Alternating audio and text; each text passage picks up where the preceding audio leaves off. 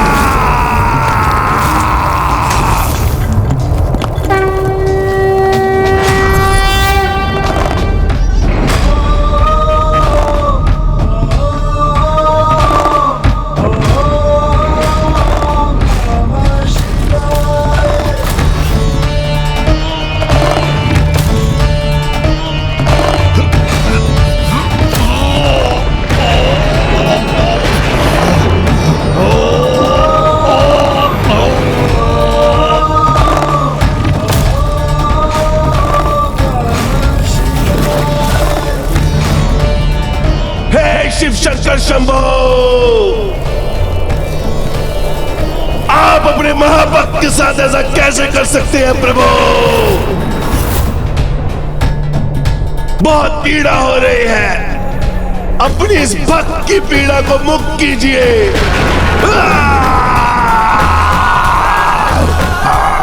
मुक्त कीजिए प्रभु, कीजिए प्रभु। हे शिव शंकर शंभो, बहुत पीड़ा हो रही है, अपनी इस भक्त की पीड़ा को मुक्त कीजिए। पिताश्री, ये असुर राज तो बहुत विचित्र भक्त है आपका। भक्ति भी आपकी ही करता है और आपके ध्यान में व्यवधान भी उत्पन्न कर स्वयं को कष्ट में भी डालता है और फिर आपसे ही स्वयं को उस कष्ट से मुक्त करने की गुहार भी लगाता है। जय शिव शंकर शंभो, शिव शंकर शंभो। हे महादेव, रक्षा कीजिए मेरे।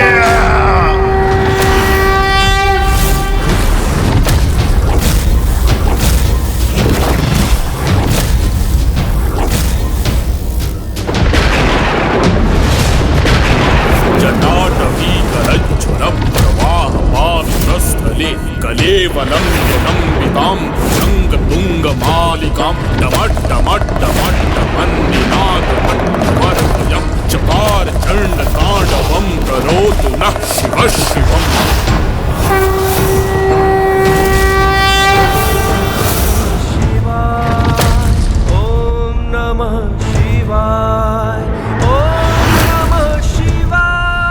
अद्भुत है इसकी भक्ति। असहनीय पीड़ा में भी मर्मांतक स्तुति से अपने प्रभु का गुणगान कर रहा है। ओम नमः शिवाय, ओम नमः शिवाय, ओम नमः शिवाय।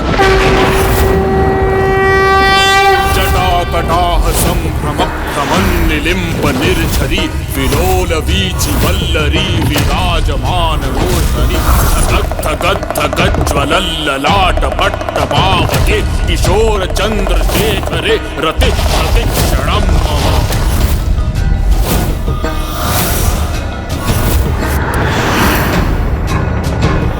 जटाकटाह संभ्रम प्रमन्निलिम्ब निर्झरी विलोल वीचि वल्लरी विराजमान मूर्धनि पुरद्दिगन्त सन्तति प्रमोदमान मानसे कृपाकटाक्ष धोरणि निरुद्ध दुर्धरापदि क्वचित् दिगम्बरे मनो विनोदमेतु वस्तुनि।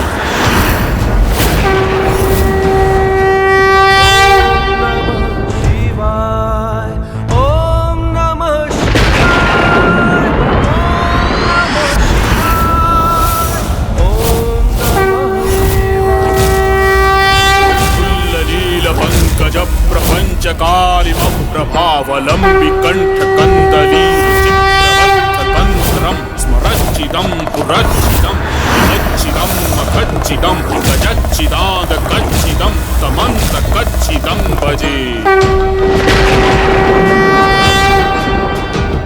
रावण द्वारा गायन किए जा रहे हैं। महादेव की इस स्तुति की दिव्यता ही कुछ ऐसी है कि वो किसी को भी तांडव करने पर विवश कर दें।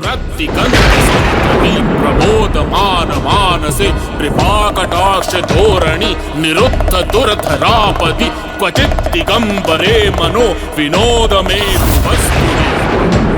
वर्षों बीत गए किंतु इसका आर्तनाद तो रुक ही नहीं रहा। प्रपंच कालिमप्रभावलंबि कंठ कंदली रुचि। कहीं महादेव इनकी भक्ति से प्रभावित होकर इन्हें क्षमा न कर दे। अच्छिदम अखच्चिदम गजच्चिदाद कच्चिदम तमंत कच्चिदम भजे।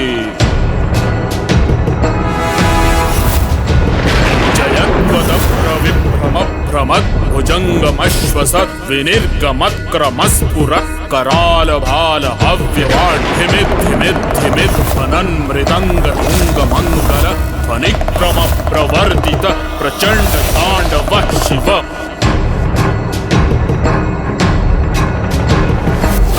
निलिम्ब निर्झरी निकुंज कोटरे वसन विमुक्त दुर्मति सदा मंजलिम वहन विलोल लोल लोचनोल नाम भाल लग्न कः शिवेति मंत्र मुच्चरण कदासुती भवाम्यहम्।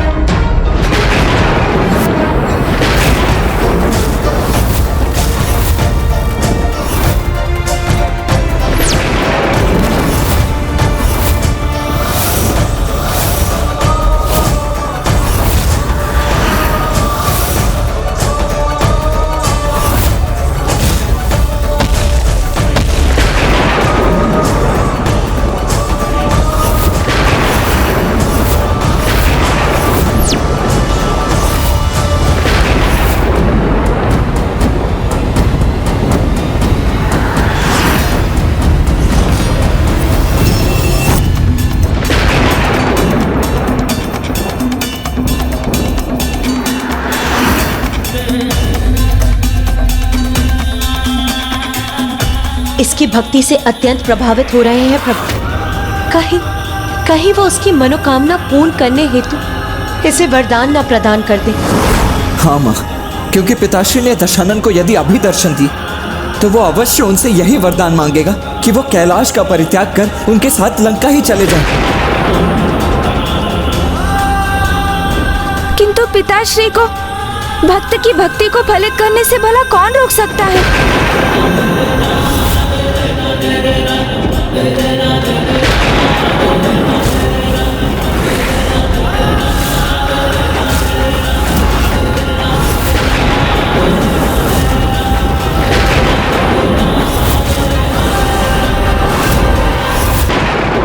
स्वामी, मैं आपकी चिंता का कारण समझता हूं प्रिय, कि कहीं दशानन मेरे दर्शन पाकर मुझे ही ना मांग ले। किंतु प्रिय, ये तो आपको भी ज्ञात है कि मैं तो अपने भक्तों का ही हूं, और यदि भक्त ने मुझे प्रसन्न करने के लिए पूर्ण प्रयास किया है तो मैं उसे प्रसन्न क्यों न करूं। मैं तो वरदान देकर उनकी इच्छा पूर्ण करता हूं। किंतु प्रभु, यदि भक्त अनुचित प्रयोजन से वरदान प्राप्त करने का प्रयास करे, क्या तब भी भगवान को उसे वरदान प्रदान करना चाहिए?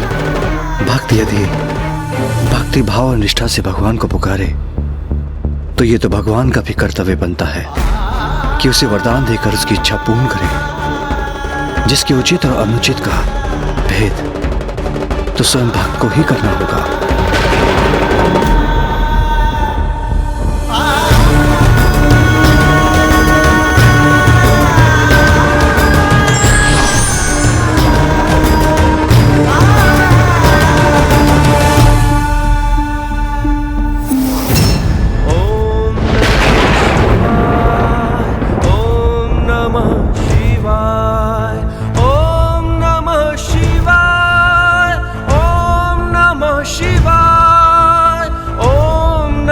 शिवाय, ओम नमः शिवाय।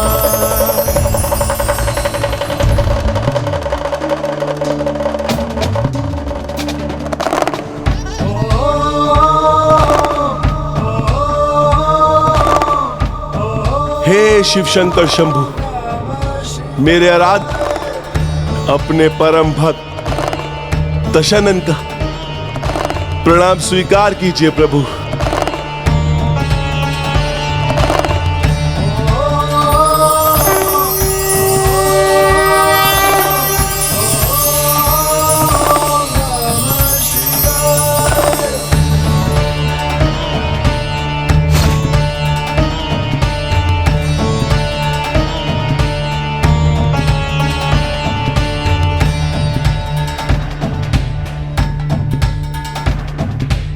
हे प्रभु, मुझे ज्ञात है मैंने जो आज किया उससे आप अत्यंत क्रोधित हैं, किंतु मेरे पास कोई और विकल्प भी कहां था प्रभु। आज आपने अपने भक्त के इस रुदन से प्रभावित होकर अपने इस भक्त को दर्शन देकर कृतार्थ कर दिया प्रभु, कृतार्थ कर दिया। भक्त की पीड़ा भगवान की पीड़ा है दशानन। तुम्हें जो कष्ट हो रहा था तुम्हारा आराध्य होने के कारण मैं भी उस कष्ट का अनुभव कर रहा था, और भक्ति की वेदना से भरा तुम्हारा विलाप, वो कर्कश रुदन जिसका श्रवण कर सभी विचलित हो उठे थे। और ऐसा रुदन करने वाले को रावण कहां जाना चाहिए। इसलिए आज से तुम्हारा यही नाम होगा, रावण रावण रावण रावण रावण।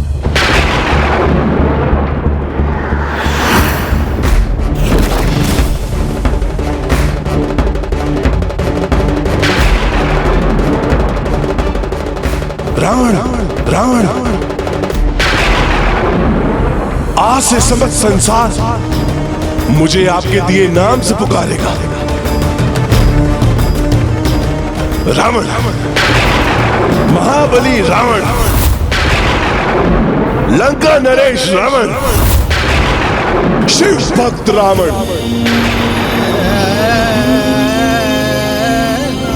किंतु प्रभु, मेरी एक और इच्छा है। कहीं सत्य में ये दुष्ट अपनी चाल में सफल ना हो जाए। प्रभु भोले शंकर कभी अपने भक्तों में भेद नहीं करते, इसलिए कहीं वो उन्हें अपने साथ ले जाने की दशानन की इच्छा को स्वीकार न कर लें। यदि जो ये चाहता है इसे प्राप्त हो गया तो श्री हरि नारायण का नर रूप में रामावतार लेना निरर्थक हो जाएगा। रावण वत्स, तुम मुझसे जो चाहते हो मांग लो, किंतु मुझे अपने साथ लंका चलने का अनुरोध मत करना, क्योंकि मेरा स्थान तो सदैव कैलाश रहा है और सदा रहेगा। यही ध्यानस्थ रहता हूं मैं। वैसे तो समस्त संसार मेरा ही भाग है, मैं सभी में हूं और सब मुझ में है, किंतु मेरा सर्वाधिक स्थान तो कैलाश है। मैं वहीं स्थापित रहूंगा।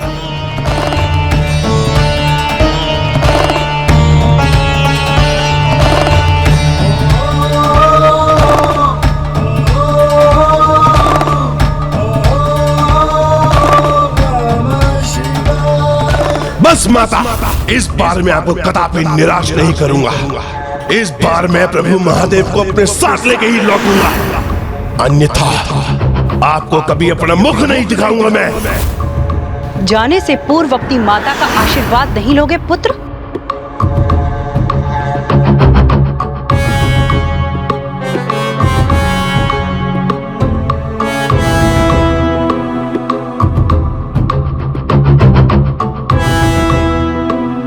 जाओ, सफलता प्राप्त करो।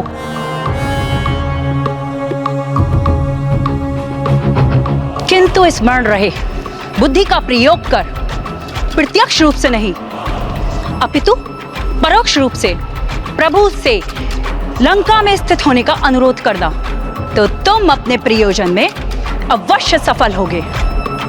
प्रभु से उनका आत्मलिंग मांग लेना पुत्र। आत्मलिंग माता? उनके आत्मलिंग के स्थापित होने का यहाँ ये अर्थ होगा कि स्वयं महादेव की आत्मा लंका में वास करे, और उसके बाद लंका नगरी सदैव के लिए शिव शरणागत हो जाएगी और तुम सदा के लिए सुरक्षित। इसलिए मात्र आत्मलिंग ही मांगना पुत्र। कहो रावण, क्या चाहते हो तुम? प्रभु, मुझे अपने वरदान स्वरूप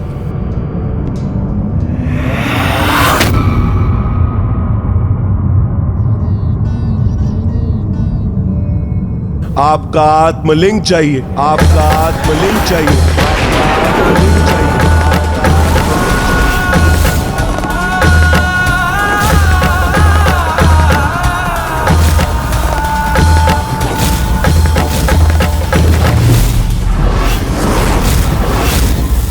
आत्मलिंग का तो अर्थ हुआ पिताश्री की आत्मा, अर्थात परोक्ष रूप से उन्होंने पिताश्री को अपने साथ लंका ले जाने का ही वरदान मांग लिया। माँ, हाँ पुत्र, जहाँ प्रभु का आत्मलिंग होगा वही उनका वास होगा। हे प्रभु, मुझे बस आपका आत्मलिंग चाहिए। मैं उसे अपने साथ लंका ले जाकर स्थापित करूंगा और जीवन भर आपकी भक्ति में लीन रहूंगा। प्रभु, एक बार पुनः विचार कर लो रावण। अग्नि के उतने ही समीप जाना चाहिए जहां वो उसके ताप को सह सके।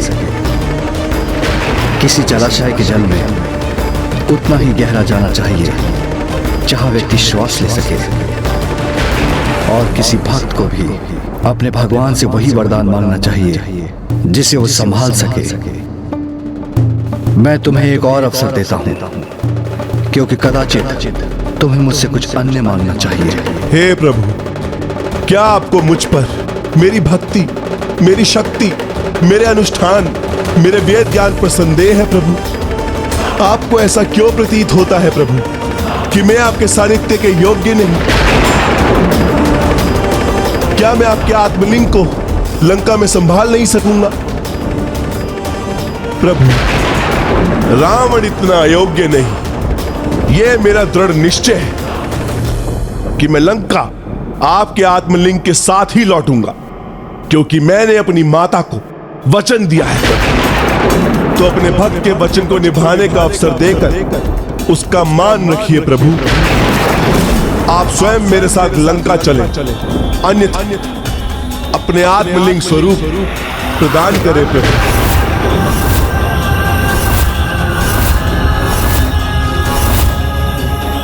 हे प्रभु, मुझे आप अपना आत्मलिंग ले जाने की अनुमति दीजिए और आशीष दीजिए कि मैं जहां पे भी आपके आत्मलिंग को स्थापित करूं, वह सदा के लिए वहीं स्थापित हो जाए। क्या तुम्हें मुझसे यही चाहिए रावण?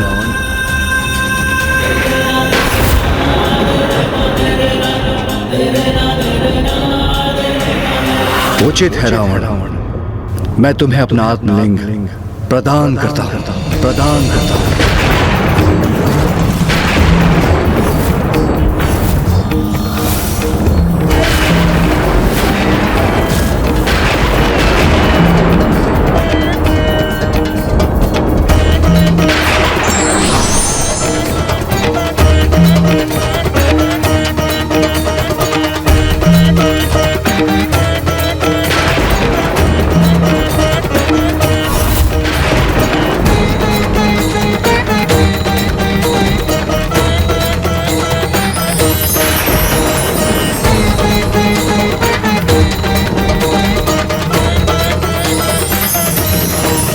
ये क्या हुआ? माँ के भीतर से ये दिव्य प्रकाश कैसे उत्पन्न हुआ और क्यों?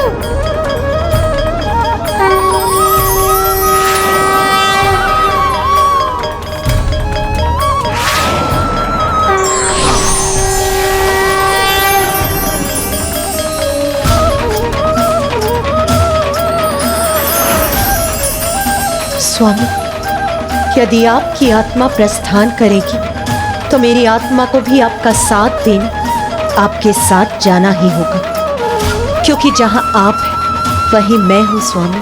क्योंकि हम दोनों तो एक दूसरे के पूरक, हम दोनों एक दूसरे से विलग कहां।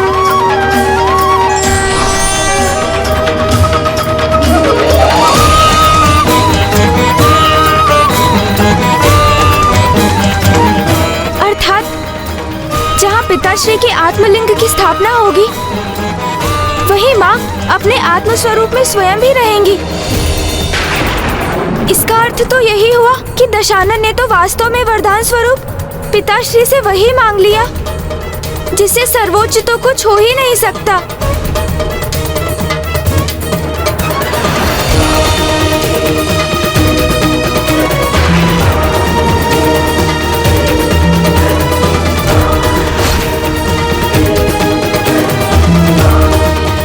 तुम मेरा आत्मलिंग अपने साथ अवश्य ले जा सकते हो रावण, किंतु स्मरण रखना आज सूर्यास्त से पूर्व तुम्हारी इच्छा के अनुसार जहां मेरा आत्मलिंग थल का स्पर्श करेगा वो सदा के लिए वही स्थापित हो जाएगा। प्रभु, एक बार आपका ये आत्मलिंग मेरे हाथ में स्थान ग्रहण कर ले तो फिर वो लंका में जाके ही उतरेंगे और फिर वहीं स्थापित होंगे, उससे पूर्व नहीं।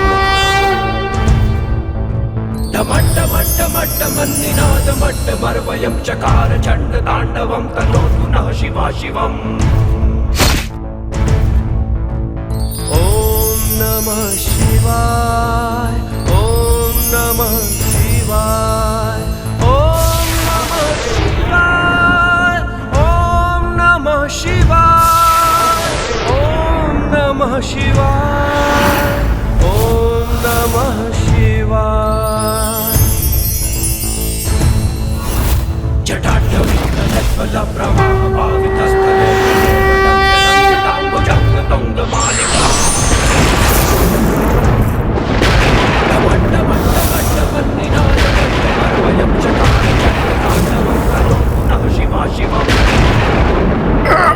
प्रभु का आत्मलिंग इतना भारी होगा ज्ञात नहीं था मुझे।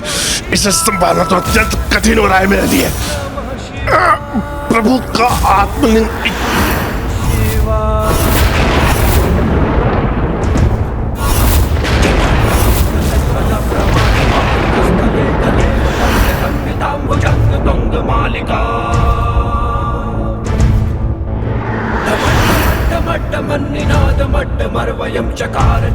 जहां मेरा आत्मलिंग थल का स्पर्श करेगा वो सदा के लिए वही स्थापित हो जाएगा।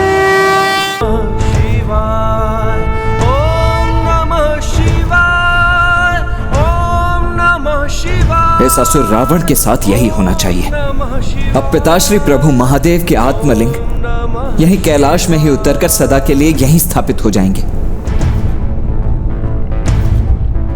ओम नमः शिवाय, ओम नमः शिवाय, ओम नमः शिवाय, ओम नमः शिवाय, ओम नमः शिवाय, ओम नमः शिवाय, ओम नमः शिवाय, ओम नमः शिवाय, ओम नमः शिवाय, ओम नमः शिवाय, ओम नमः शिवाय। जटाटवी कलज्वलं प्रवाह पावितस्थले कलेवलम्ब्य लम्बिताम्बुजंग तुंगमालिका। प्रभु के आत्मलिंग का भूमि समर्पण तो लंका पहुंचने पर ही होगा। सावधान रहना दशानन, जो मैंने कहा उसे स्मरण रखना। ओम नमः शिवाय, ओम नमः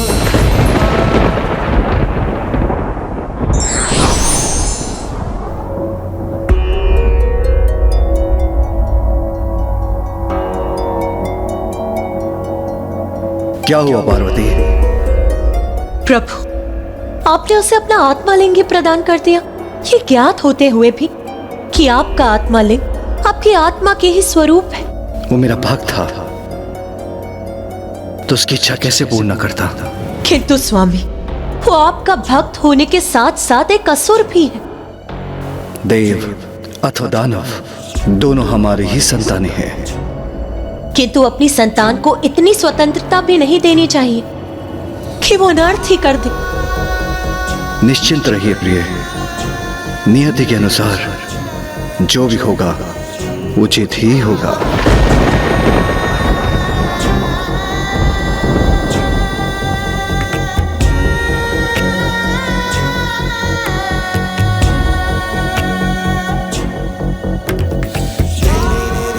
कैसे निश्चिंत हो जाऊं? स्वामी तो भोलेनाथ है। एक अहंकारी असुर को अपना आत्मलिंग प्रदान करके कैसे शांति से ध्यान में लीन है। यदि वो प्रभु के आत्मलिंग को लंका ले जाने में सफल हो गया तो महादेव और माता को सदा के लिए लंका में ही वास करना होगा। किंतु स्वामी इसकी चिंता क्यों नहीं कर रहे कि प्रभु का आत्मा लिंग लंका में स्थापित होते ही वहां के असुरों को स्वामी की छत्र छाया प्राप्त हो जाएगी। फिर उनका विनाश करने हेतु भ्राता श्री हरि नारायण राम अवतार लेकर भी उनका विनाश करने में असमर्थ होंगे।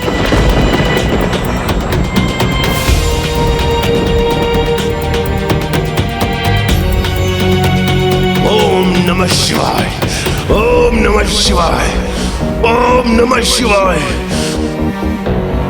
ओम नमः शिवाय, ओम नमः शिवाय, ओम नमः शिवाय, ओम नमः शिवाय, ओम नमः शिवाय, ओम नमः शिवाय। नहीं नहीं, मैं ऐसा कदापि नहीं होने दूंगी। उस दुष्ट को जाकर स्वयं रोकूंगी मैं, जिसने मेरे स्वामी, मेरे प्रभु जगत पिता महादेव के साथ छल किया। अनुचित प्रयोजन से भक्ति कर प्रभु के आत्मा लिंग ले जाने वाले को स्वयं रोकूंगी मैं।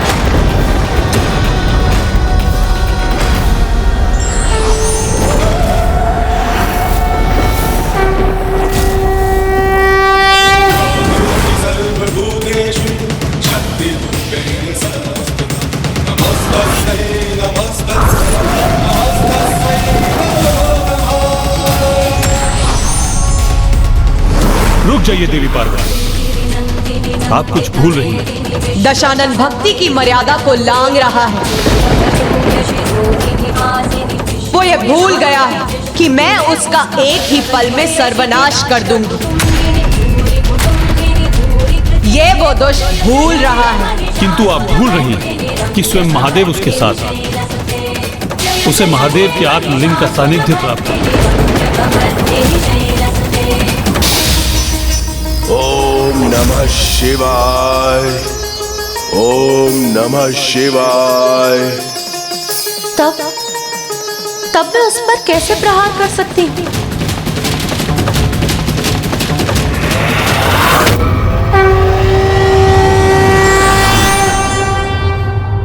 किसी न किसी को तो इस दुष्ट को रोकना ही होगा, अन्यथा ये प्रभु की छत्र छाया प्राप्त कर ज्ञात नहीं कितना शक्तिशाली हो जाएगा। यदि मैं चाहता तो अपने सुदर्शन चक्र से उसका अंत कर सकता था, किंतु जब मैं महादेव के आत्मलिंग को उसके साथ देखूंगा तो उस पर प्रहार किस प्रकार कर पाऊंगा।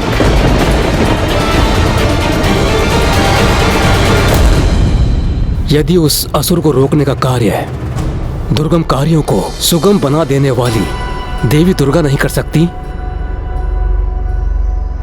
जगत के पालनहार श्री विष्णु भी नहीं कर सकते, तो भला कौन कर सकता है?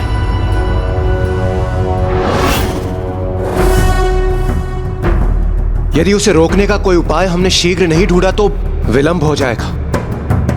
एक बार ये दुष्ट असुर महादेव के शिवलिंग के साथ लंका पहुंच गया तो उसका संहार करना असंभव हो जाएगा। कुमार कार्तिकेय, आप देव सेनापति हैं और शिव पुत्र भी हैं, इसलिए आप असुर राज रावण को रोकने में सक्षम हैं। देवराज, ऐसे शुभ कार्यों के लिए तो सदैव तत्पर रहता हूं मैं, किंतु आज मैं स्वयं को इसमें असमर्थ पा रहा हूं। दशानन रावण अत्यंत शक्तिशाली एवं युद्ध कला में अत्यंत निपुण असुर है, और अब तो उसके पास पिताश्री का आत्मलिंग भी है। इसीलिए ऐसी अवस्था में उस पर आक्रमण करना सर्वथा अनुचित होगा। किंतु फिर भी यदि मैं उससे युद्ध करूं, जिसके परिणाम स्वरूप उसके हाथों में स्थित पिताश्री का आत्मलिंग डोल जाए, तो संपूर्ण सृष्टि ही डोल जाएगी। इसीलिए इस विकट समस्या का समाधान हमें शक्ति से नहीं अपितु युक्ति से करना होगा, और जो शक्ति और युक्ति दोनों के प्रयोग में निपुण है वो प्रथम पूज्य गणेश तो स्वयं इस विचार में डूबे हुए हैं।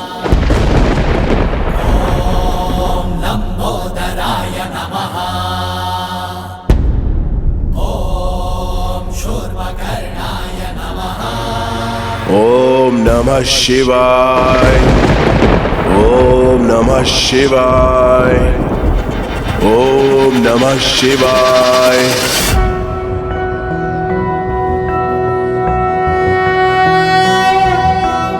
एकदन्तं महाकायं तप्तकाञ्चनं सन्निभं लम्बोदरं विशालाक्षं वन्देऽहं गणनायकं मुञ्जकृष्णाजिनहरं नागयज्ञोपवीतिनं बालेन्दुकलिकामौलिं वन्देऽहं गणनायकम्।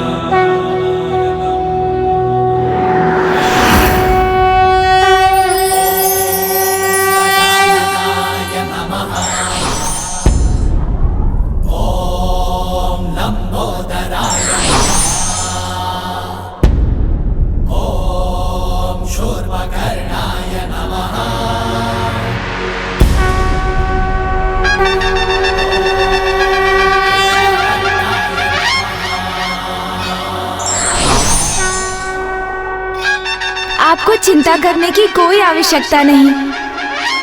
मैं वचन देता हूँ कि मैं पिता श्री महादेव के आत्मलिंग को लंका कदापि नहीं पहुँचने दूंगा।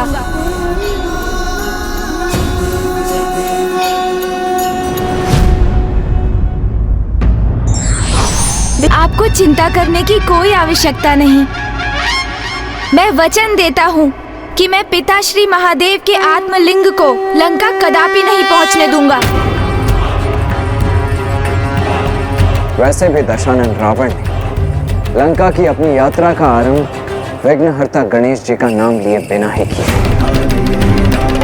इसीलिए उसके इस कार्य में विघ्न तो अवश्य उत्पन्न होगा।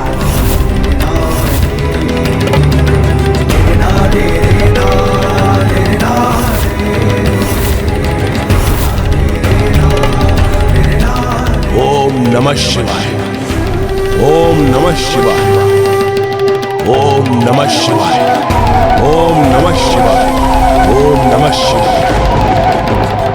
प्रभु महादेव का ये आत्मलिंग तो मेरी कल्पना से कहीं अधिक भारी है।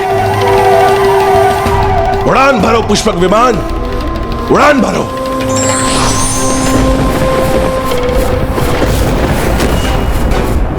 मेरे पुष्पक विमान को क्या हो गया है? ये उड़ान क्यों नहीं भर रहा? उड़ान भरो पुष्पक विमान।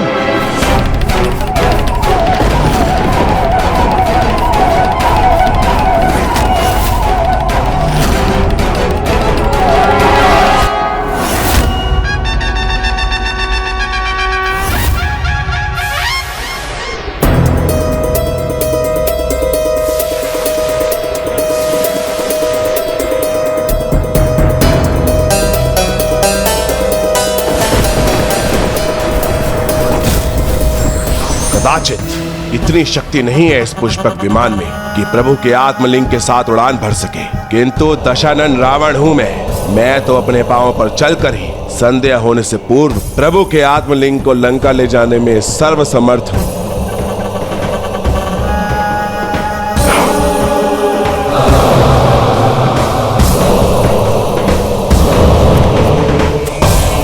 ओम नमः शिवाय, ओम नमः शिवाय, ओम नमः शिवाय।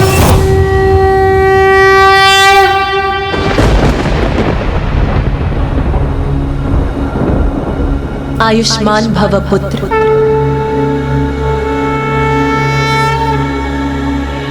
किंतु स्मरण रहे, आज तुम्हारी युक्ति का सामना मात्र दशानन से ही नहीं अपितु तुम्हारे पिता के प्रति भक्ति से भी तुम्हें सृष्टि को भी बचाना है। तो अपने पिता के दिए वचन का भी ध्यान रखना होगा। किसी भी स्थिति में तुमसे कोई त्रुटि नहीं होनी चाहिए।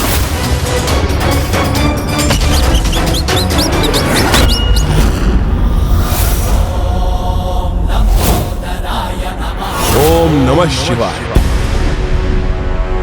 हे माता, हे भूमि देवी, मुझे आपकी सहायता की आवश्यकता है।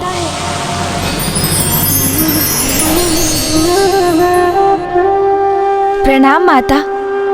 माता, उस दुष्ट असुर राक्षस राज रावण को रोकने के लिए मुझे उनके मार्ग में अनेकों बाधाएं उत्पन्न करनी होंगी माँ। किंतु उसके लिए मैं धरती को कोई क्षति नहीं पहुँचाना चाहता। तो क्यों न आप ही उनके मार्ग में अनेकों बाधाएं उत्पन्न कर दें, जिससे वो प्रभु महादेव को उनके आत्मलिंग स्वरूप में अपने साथ लंका ले जाने में असमर्थ हो जाए। माता, आप प्रथम पूज्य है श्री गणेश जी।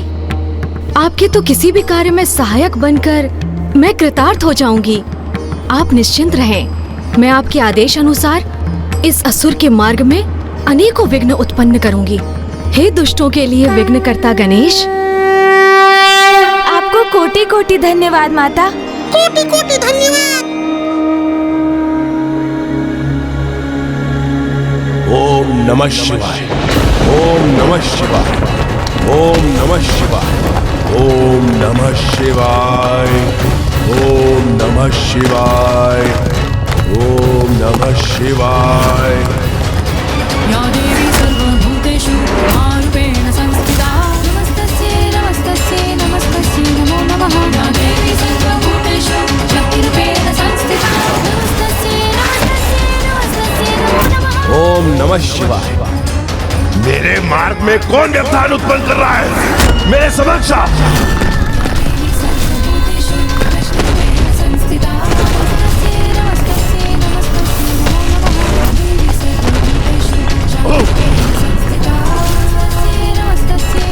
कितना अच्छा होता यदि उनके समक्ष ऊंची प्राचीर समान आकृति उनके मार्ग में बाधा उत्पन्न करती।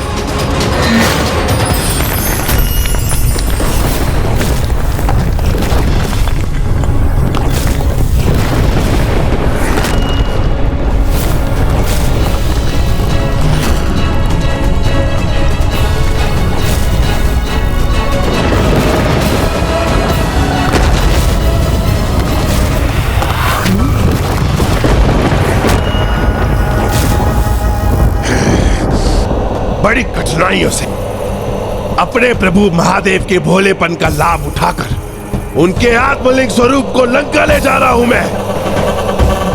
तो अब उन्हें अपने वचन से मुक्त नहीं होने दूंगा मैं। ओम नमः शिवाय, ओम नमः शिवाय, ओम नमः शिवाय। ऐसी बाधाएं उत्पन्न कर इन्हें रोकना सरल नहीं होगा। हमें तो कोई ऐसा व्यवधान उत्पन्न करना होगा जिससे ये एक पग भी आगे ना बढ़ सके।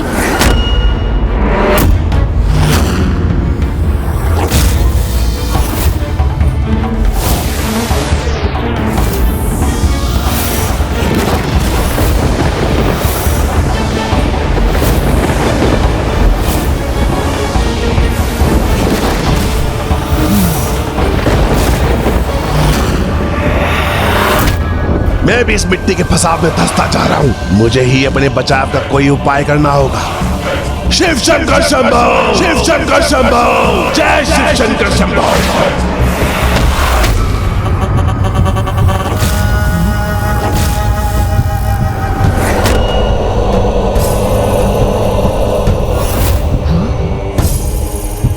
ओम नमः शिवाय, ओम नमः शिवाय, ओम नमः शिवाय। तुम जो भी हो, आज मुझे नहीं रोक सकते। मेरे प्रभु का आत्मलिंग मेरे पास है, जो मैं लंका ले जाके ही रहूंगा। ओम नमः शिवाय। इन दुष्ट की भक्ति के पीछे तो इनका अनुचित उद्देश्य ही है, किंतु फिर भी प्रभु महादेव इनके हाथों में ही स्थित है।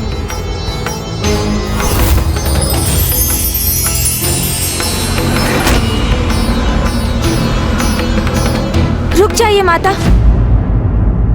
उनके मार्ग में और बाधाएं मत उत्पन्न कीजिए। वो तो प्रभु के आत्मलिंग स्वरूप को अपने साथ ले जा रहे हैं, इसलिए हम उनके मार्ग में जितनी भी बाधाएं उत्पन्न करें, उन्हें रोकने में तो हम असमर्थ ही रहेंगे ना माता। माता, हमें शक्ति से नहीं, युक्ति से कार्य लेना होगा। इसलिए अब मैं स्वयं जाकर उन दशानन रावण को रोकूंगा।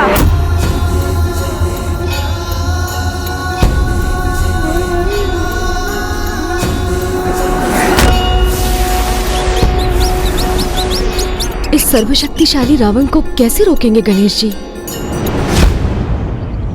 ओम नमः शिवाय। ओम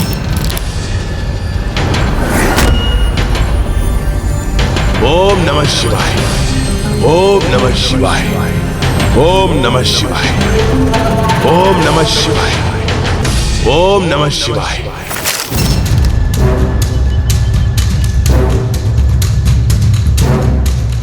यहां तो कोई भी नहीं, फिर ये ध्वनि कहां से आ रही है? ओम नमः शिवाय। ओम नमः शिवाय। ओम नमः शिवाय। ओम नमः शिवाय। ओम नमः शिवाय। ओम नमः शिवाय। ओम नमः शिवाय। ओम नमः शिवाय। कौन है?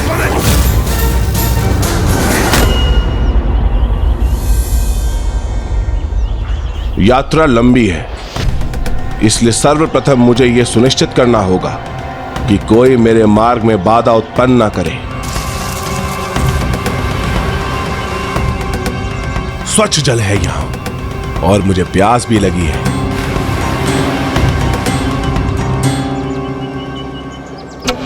किंतु अभी भूख प्यास कुछ नहीं। सर्वप्रथम मुझे संध्या होने से पूर्व ही लंका पहुंचकर प्रभु के आत्मलिंग की स्थापना सुनिश्चित करना होगा। फिर ही रुकूंगा अथवा विश्राम करूंगा। ओम नमः शिवाय। ओम नमः शिवाय। ओम नमः शिवाय। ओम नमः शिवाय। ओम नमः शिवाय। ओम नमः शिवाय। कोई शत्रु है मेरे पीछे, अवश्य वही है जो मेरे मार्ग में बाधाएं उत्पन्न कर रहा है।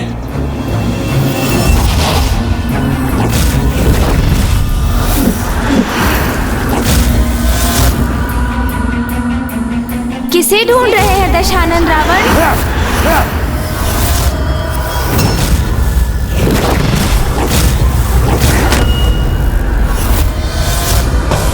तो तुम थे जो मेरे लिए कठिनाई उत्पन्न कर रहे थे।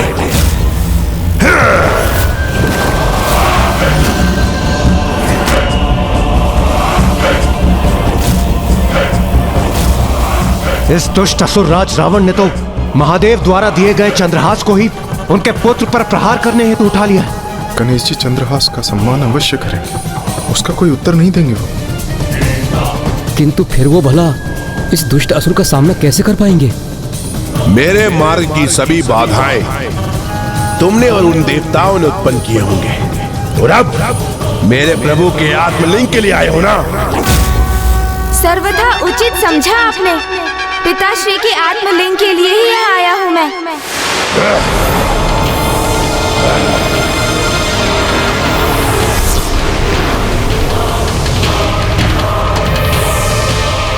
सावधान शिवनंदन, यदि आपने मेरे प्रभु के आत्मलिंग की ओर एक पद भी बढ़ाया तो मैं भूल जाऊंगा कि आप मेरे आराध्य शिवनंदन। अब यहां शांति स्थापित रहेगी अथवा युद्ध होगा, उसके उत्तरदायित्व आप होंगे। हे परम शिव भक्त लंकेश, आप अचानक तनावग्रस्त होकर इतनी आक्रामक मुद्रा में क्यों आ गए? मैंने ये अवश्य कहा था कि मैं यहाँ प्रभु के आत्मलिंग के लिए ही आया हूँ, किंतु मात्र उनके दर्शन के लिए। उन्हें आपसे प्राप्त कर यहाँ से कहीं ले जाने के लिए नहीं दशानन। वैसे भी जब स्वयं पिताश्री प्रभु महादेव ने आपको अपना आत्मलिंग प्रदान किया है, तो फिर उन्हें आपसे कौन ले सकता है भला? तो फिर आपने मेरे मार्ग में इतनी बाधाएं और संकट क्यों उत्पन्न किए? नहीं लंकेश, मेरा विश्वास कीजिए, मैंने तो आपके मार्ग से एक तिनका भी नहीं हटाया है। आप स्वयं ही विचार कीजिए, यदि मैं आपसे प्रभु के आत्मलिंग को छीनने का प्रयास करने आता तो ऐसे निशस्त्र होकर तो कदापि नहीं आता ना। फिर तो मेरे पास अवश्य ही आपके समान हाथों में कोई शक्तिशाली अस्त्र होता ना। चतुर चतुर चतुर चतुर ज्ञानी, और आप जैसे महाज्ञानी की दृष्टि से ये सत्य भला कैसे छिपा रह सकता है? ये तो आप ज्ञात कर ही चुके होंगे। हाँ अवश्य, मेरी कुशाग्र बुद्धि सब ज्ञात कर लेती है। आप यहाँ प्रभु के आत्मलिंग की प्राप्ति के लिए नहीं आए हैं। इसका आभास होते हुए भी मैं अपनी सावधानी का परिचय दे रहा था, क्योंकि ये तुच्छ देवता सदैव मेरे कार्य में बाधा उत्पन्न करते हैं।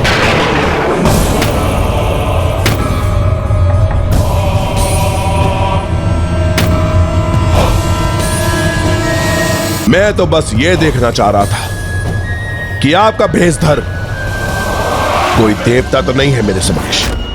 राक्षस राज लंकेश, आप चारों वेदों और 6 शास्त्रों के प्रकांड विद्वान हैं। 10 महाविद्वानों के समान बुद्धिमान हैं। आपके 10 ज्ञान से परिपूर्ण शीश है। आप तो महाज्ञानी हैं दशानन जी। फिर भी आपको मूर्ख बनाना सरल है। ये क्या कह रहे हैं गणेश जी आप? कदापि नहीं दशानन जी। मैं तो यही कह रहा हूँ कि आपको मूर्ख बनाना कदापि सरल नहीं है। आप तो स्वयं परम ज्ञान सागर ब्रह्मदेव के पौत्र हैं। अर्थात आपके भीतर तो उन ब्रह्मदेव का अंश समाहित है जो त्रिदेवों में से एक है, जो अपने कार्य से कदापि नहीं भटक सकते। फिर भी आपको भटकाना सरल है।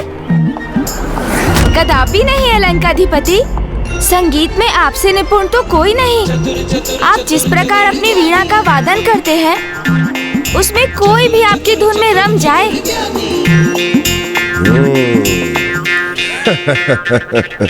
किंतु फिर भी आपको अपनी धुन पर नृत्य कराना सरल है।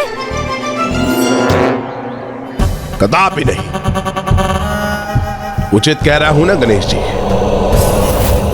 आप यही कहना चाह रहे थे ना? हाँ लंकेश, सर्वथा उचित कहा आपने। आपको आपकी धुन पर नृत्य कदापि नहीं, कोई नहीं करवा सकता, क्योंकि आप तो वो हैं जिनकी धुन का श्रवण कर संपूर्ण कैलाश थिरक उठा था। स्वयं प्रभु महादेव आपकी धुन पर गतिमान हो उठे थे। विनिर्गमत क्रमस्फुरत् कराल भाल अव्यवाढ्यमित धिमित धिमित ध्वनन् मृदंग तुंग मंगल ध्वनिक्रम प्रवर्तित प्रचंड तांडव शिव। आप तो वो हैं जिन्होंने शिव तांडव स्रोत की रचना की है, जिन्होंने कैलाश को ही अपने स्थान से अस्थिर कर दिया।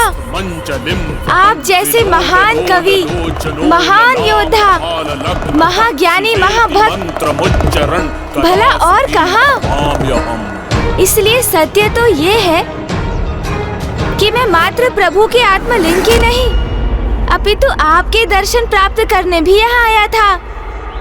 हे परम शिव भक्त, हे शास्त्रों के परम ज्ञानी, परम विद्वान, सर्वगुण संपन्न है आप लंकेश।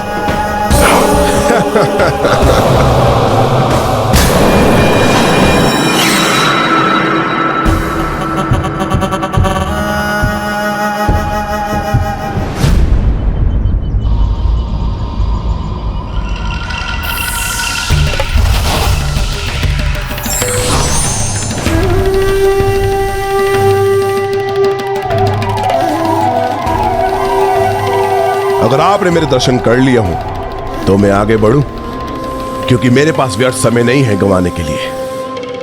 मुझे संध्या होने से पूर्व ही लंका पहुंचना है, और आज मुझे लंका पहुंचकर प्रभु के आत्मलिंग को यहां स्थापित करने से कोई नहीं रोक सकता। दशानन के लंका पहुंचने के पूर्व ही कहीं मार्ग में ही आत्मलिंग को स्थापित करना होगा।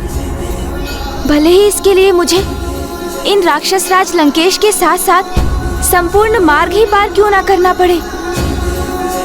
ओम नमः शिवाय, ओम नमः शिवाय, ओम नमः शिवाय, ओम नमः शिवाय। हे परम शिव भक्त लंकेश, मेरा मन अभी भी आपके दर्शन से भरा नहीं। मैं तो अभी आपके व्यक्तित्व की पूर्ण आभा में कुछ और समय आपके दर्शन करना चाहता हूँ। इसलिए यदि आपको आपत्ति ना हो तो आप मुझे कुछ समय अपने साथ चलने की अनुमति दीजिए। उचित है, उचित है, किंतु कुछ ही समय के लिए। वैसे भी किसी महाज्ञानी का साथ प्राप्त करने से कोई ना कोई उत्तम सीख मिल ही जाती है।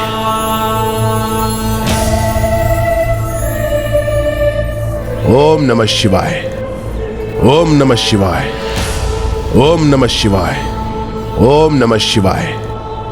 ये तो एकमात्र गणेश जी ही संभव कर सकते हैं। तभी उन्होंने एक महाज्ञानी को भी अपने शब्दों में उलझा लिया। किंतु वरुण देव, गणेश जी राक्षस राज के साथ साथ चल रहे हैं, और यदि उसे उनके वास्तविक प्रयोजन का ज्ञान हो गया तो गणेश जी के ऊपर भी संकट छा सकता है, और दशानन तो सुरक्षित ही रहेगा, क्योंकि ब्रह्मदेव के वरदान के अनुसार रावण का वध तो किसी नर द्वारा ही निश्चित है, जो श्री विष्णुदेव राम के मनुष्य के रूप में करेंगे। ओम नमः शिवाय, ओम नमः शिवाय, ओम नमः शिवाय। यदि गणेश जी ने मुझसे कोई छल करने का प्रयास किया तो फिर मैं इसकी चिंता नहीं करूंगा कि ये मेरे आराध्य के पुत्र हैं। इन पर घातक प्रहार करूंगा मैं। ओम नमः शिवाय, ओम नमः शिवाय। ये तो पिताश्री महादेव के आत्मलिंग को लेकर अतिरिक्त सतर्कता का परिचय दे रहे हैं। ओम नमः शिवाय। इसलिए मुझे अब शीघ्र किसी ऐसी युक्ति का प्रयोग करना होगा ओम नमः शिवाय, जिससे ये आत्मलिंग को नीचे भूमि पर रख दें ओम नमः शिवाय, और वो लंका नगरी पहुंचने के स्थान पर यहीं भारत भूमि में कहीं स्थित हो जाएं। ये महादेव पुत्र तो अत्यंत चतुर है, मुझे छलने का प्रयास भी कर सकते हैं, इसलिए मुझे अत्यंत सतर्क रहना होगा। ओम नमः शिवाय। क्या हुआ शिवनंदन, ऐसे क्या देख रहे हैं आप? कुछ अनुचित कर रहा हूं क्या मैं? क्या है आपके मन में, बताइए। लंकेश, क्या आपको ऐसा आभास नहीं हो रहा है जैसे आप कुछ भूल रहे हैं?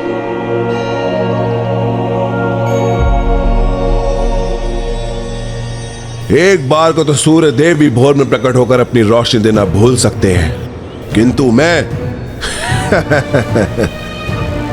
दशानन कुछ नहीं भूलता। यही प्रश्न तो मेरे मन में भी उठा था कि वो परम भक्त, परम ज्ञानी असुरराज लंकेश, जो कभी कुछ नहीं भूलते हैं, वो भक्ति से संबंधित इतनी गूढ़ बात कैसे भूल रहे हैं? ऐसा कुछ नहीं है, भूल दशानन से नहीं, आपसे हो रही है गणेश जी। उचित है फिर, यदि आपको इतना ही विश्वास है कि आप कुछ नहीं भूल रहे हैं, तो फिर मैं ही कुछ क्यों कहूँ आपसे, और क्यों आपका समय व्यर्थ करूं? वो तो मैं बस एक बार प्रभु के आत्मलिंग एवं आपके दर्शन करने की इच्छुक था। मेरी वो इच्छा तो पूर्ण हो गई, तो अब मैं प्रस्थान करता हूँ फिर।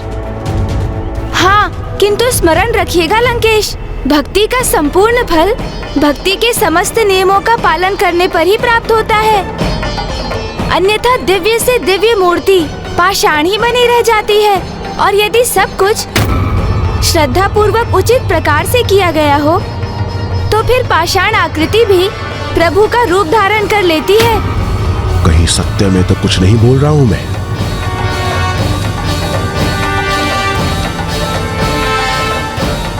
ज्ञान के देवता हैं गणेश जी, शिव पुत्र हैं, वो असत्य तो नहीं कहेंगे, तो संभव है कदाचित मैं ही कुछ बोल रहा हूं। शिवनंदन, गणेश जी रुकिए।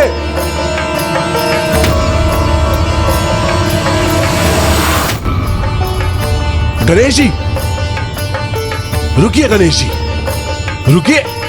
प्रस्थान करने की इच्छा है तो अवश्य कीजिए, किंतु मुझे बताते तो जाइए कि मैं क्या बोल रहा हूं। आपने इतने विश्वास से कहा था, अवश्य कोई मैं बड़ी बात ही बोल रहा हूं, बताइए ना मुझे। ओहो लंकेश, भूल जाइए कि मैंने ऐसा कुछ कहा था आपसे। शिवनंदन, मेरी बात तो सुनिए। गणेश जी, आप मुझे इस प्रकार निराश मत कीजिए, बताइए ना, अन्यथा मैं आपका इसी प्रकार पीछा करता रहूंगा। बताइए। भूल गए क्या?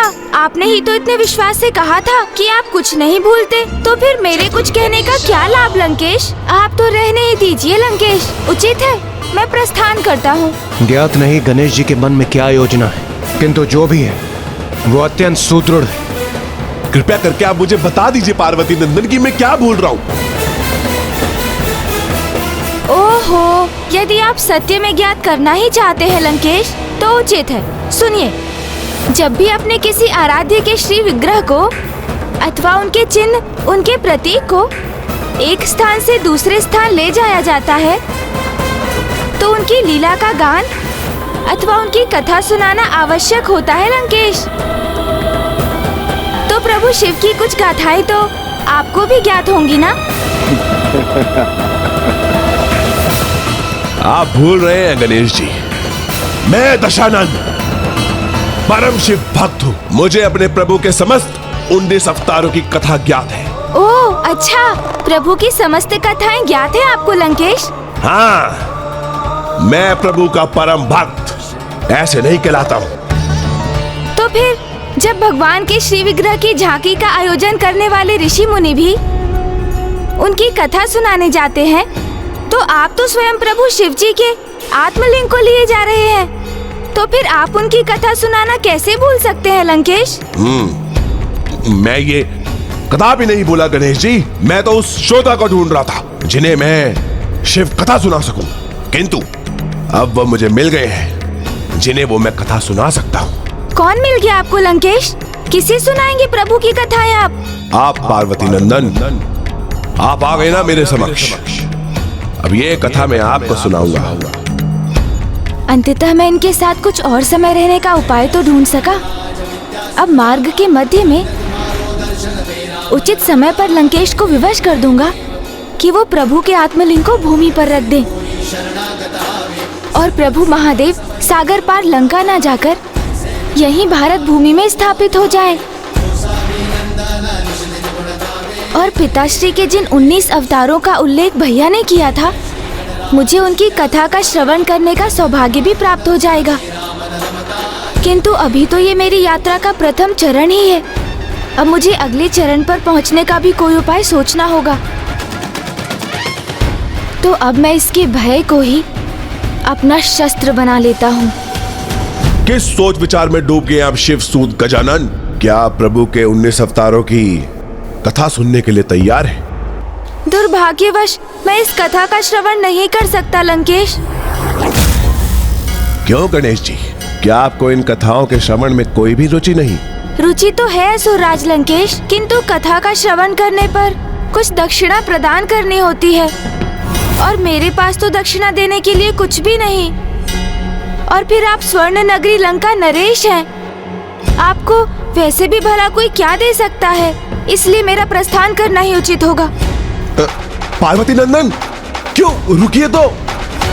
किंतु दक्षिणा तो श्रद्धा से दी जाती है, उसका कोई मोल भाव नहीं होता। अगर आप मुझे मार्ग से कंकड़ भी दे देंगे तो वो मेरे लिए पर्याप्त होगा।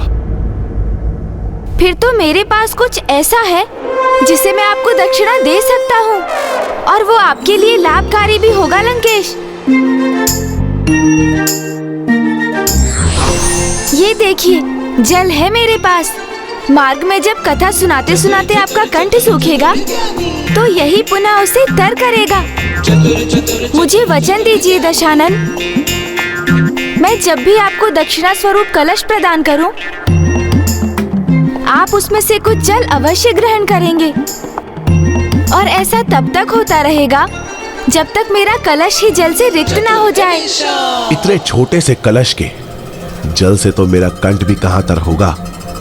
इतनी छोटी मात्रा में जल का पान करने से भला मुझे क्या हानि होगी? कुछ नहीं। हे गंगा मैया, मेरी सहायता कीजिए।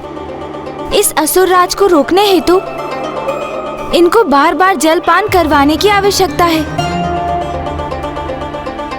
मुझे आशीष दीजिए माता कि आपकी कृपा से इस कलश का जल तब तक समाप्त ना हो जब तक दशानन लघु शंका के लिए बाध्य ना हो जाए।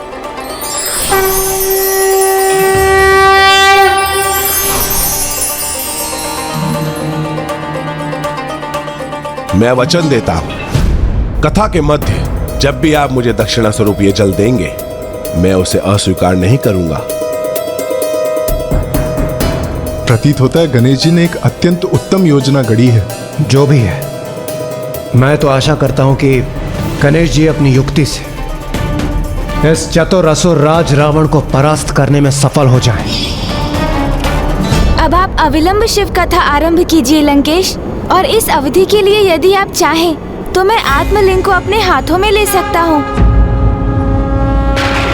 नहीं, मुझे कोई समस्या नहीं। ये आत्मलिंग मेरे हाथ में ही उचित है। तो लीजिए, थोड़ा जल ग्रहण कर लीजिए ना।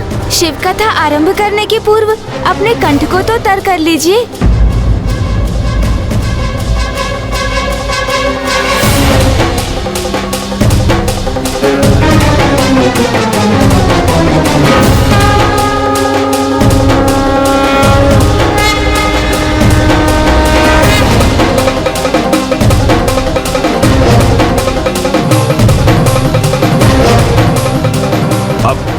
ध्यान लगाकर सुनिएगा मेरी कथा।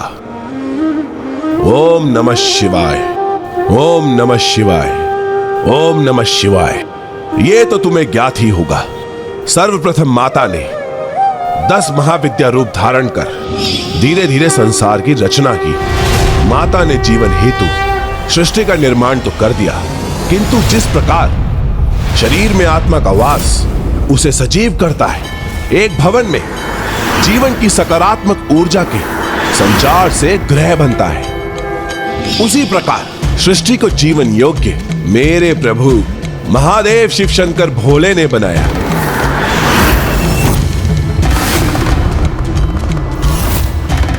मानव जीवन उद्धार के लिए प्रभु ने 19 अवतार लिए और उनके हर एक अवतार ने मानवता को जीने के लिए एक सिद्धांत दिया, और इन 19 अवतारों से मानवता को 19 सिद्धांत प्राप्त हुए, जिसका पालन कर मनुष्य इहम अर्थात यहाँ, परम अर्थात यहाँ के बाद जब उनकी आत्मा का परमात्मा से मिलने हेतु प्रस्थान हो चुका, दोनों ही अवस्था में आनंद का अनुभव कर सकता है। और इस सब का आरंभ हुआ प्रभु के प्रथम अवतार पिपलाद से, पिपलाद से, पिपलाद से।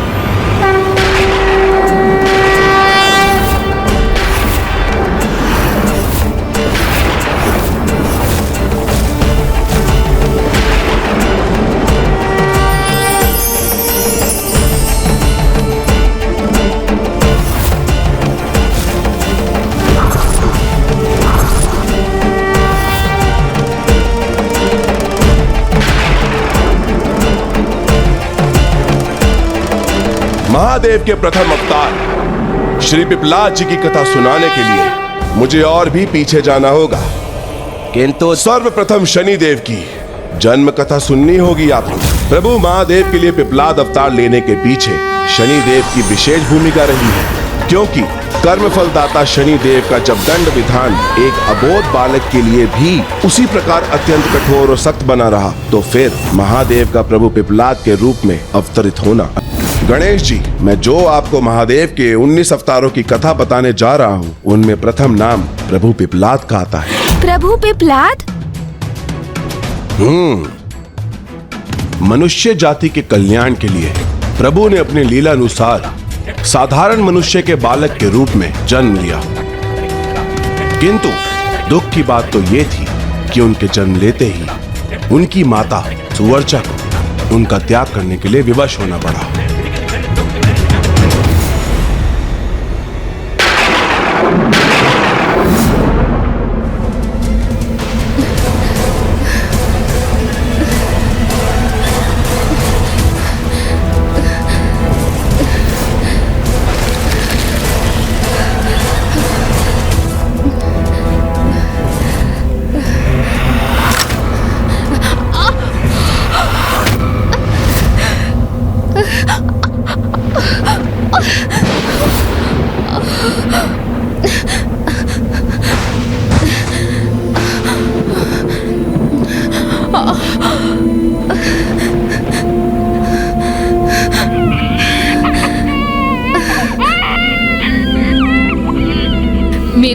का ध्यान रखिएगा।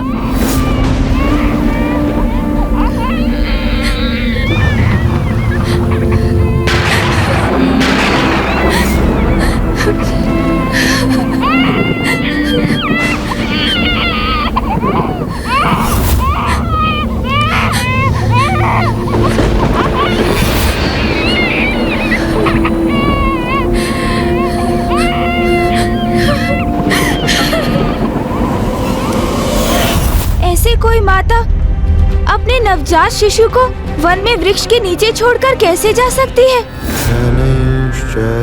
इसके कारण थे शनिदेव। शनिदेव?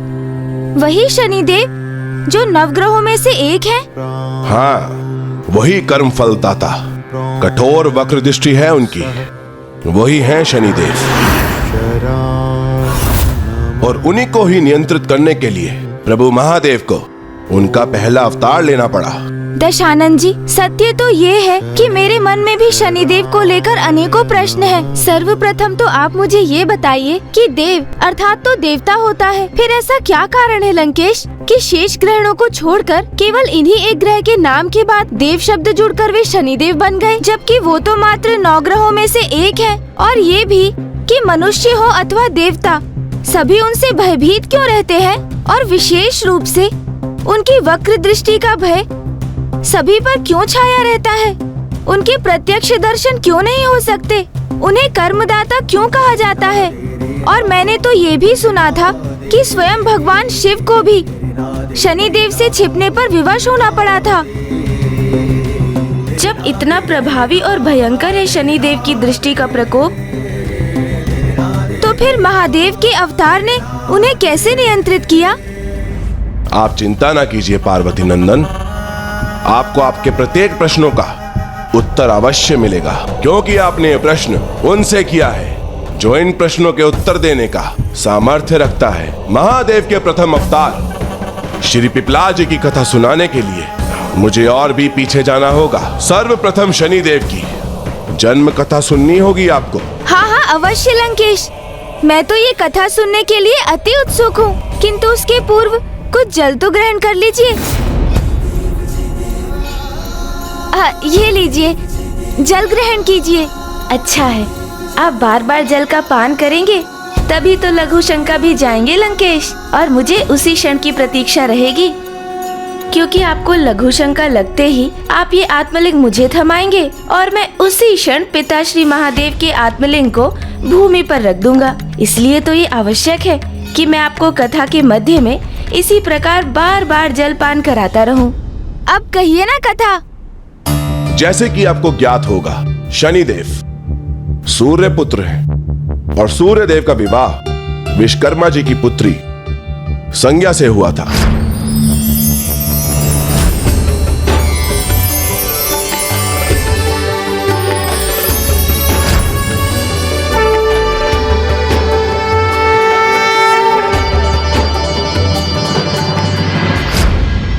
अर्थात शनिदेव के माता पिता सूर्यदेव एवं माता संज्ञा है?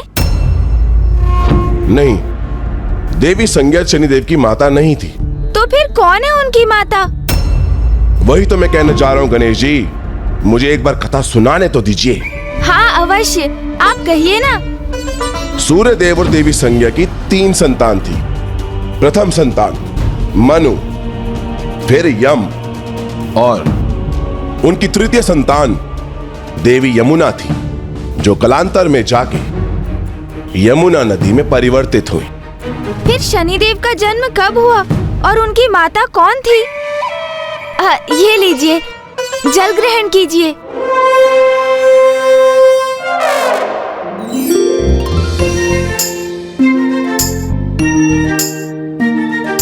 थोड़ा और ग्रहण कीजिए।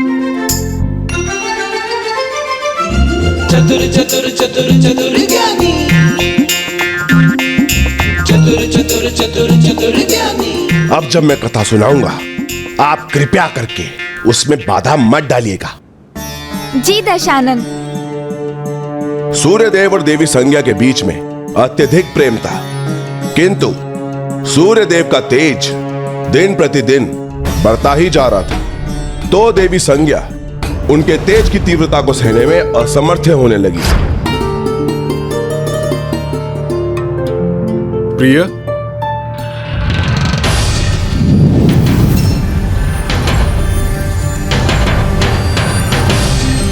प्रिय,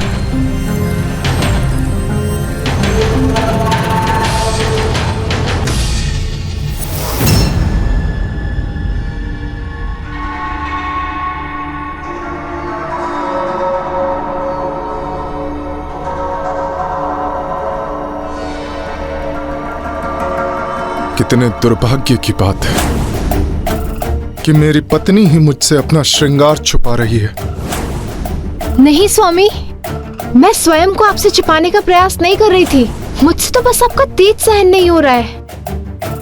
अर्थात अब मैं अपनी पत्नी, अपनी जीवन संगनी के लिए ही असहनीय हो गया हूं। तो क्या लाभ हमारे साथ निवास करने का? आप मुझे छोड़कर कहीं भी जाने के लिए स्वतंत्र हैं देवी। स्वामी, स्वामी, स्वामी, मेरी किसी बात को अन्यथा ना ले। बस, मुझे कुछ और नहीं सुनना। स्वामी,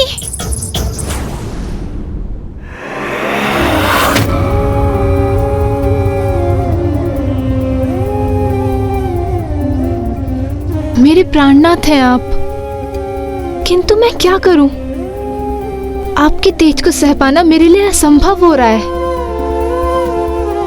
इसका तो एक ही उपाय है कि मैं घोर तप कर आपके तेज को सहने का सामर्थ्य प्राप्त कर सकूं।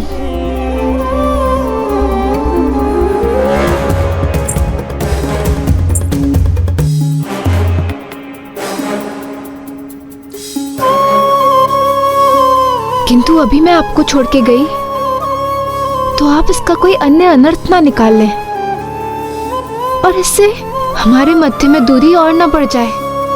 आपको और आपकी संतानों को ऐसे एकाकी छोड़कर मैं तो क्या, मेरी परछाई भी नहीं जाएगी। किंतु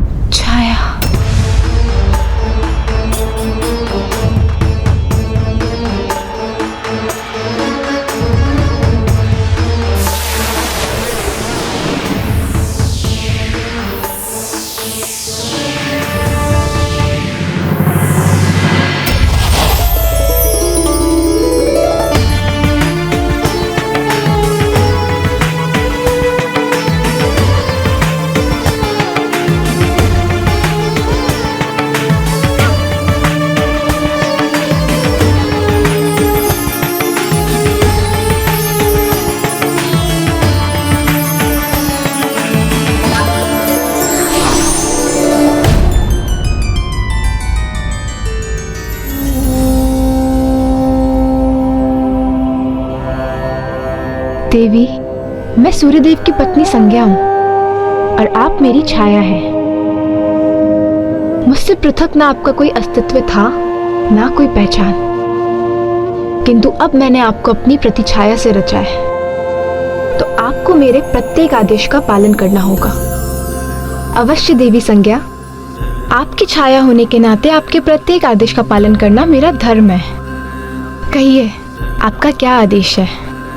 मैं अपने स्वामी का तेज सह पाने में असमर्थ हूँ और स्वयं को उनके योग्य बनाने के लिए मैं तप करने जाना चाहती हूँ, किंतु मैं ये भी चाहती हूँ कि मेरी अनुपस्थिति का भान किसी को ना हो, स्वामी को भी नहीं। इसलिए मेरे यहाँ लौटने तक आपको देवी संज्ञा बनकर यहाँ पे रहना होगा। आप मेरी छाया से उत्पन्न हुई हैं, इसलिए आप पर स्वामी के तेज का कोई प्रभाव नहीं पड़ेगा। आपको मेरे पति और संतानों के प्रति मेरे सभी दायित्व निभाने होंगे।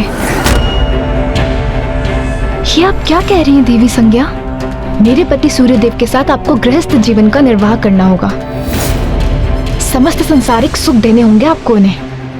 यही मेरी आज्ञा है।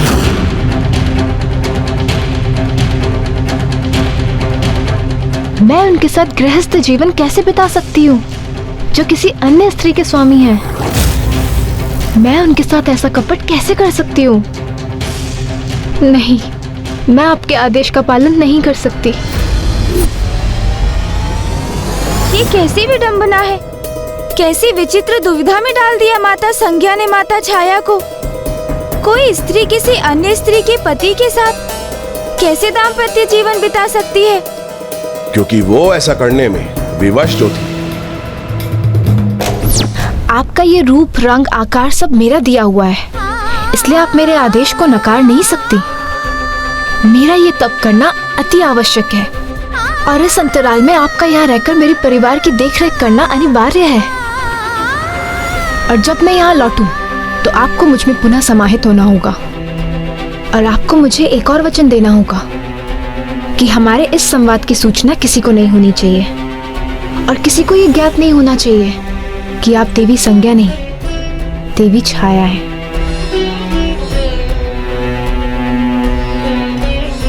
और वचन दीजिए कि आप मेरे स्वामी सूर्यदेव को सदा प्रसन्न रखेंगी।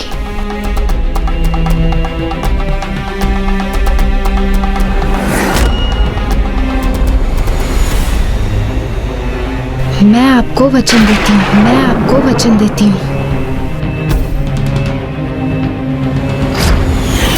कितनी दुखद बात है ये। माता छाया को माता संज्ञा के आदेश का पालन करना पड़ा। हाँ, क्योंकि देवी छाया के लिए ये इतना सरल नहीं था। किसी के आदेश पर उसके पति को अपना पति मान लेना, किंतु देवी छाया को यही असंभव कार्य संभव कर दिखाना था।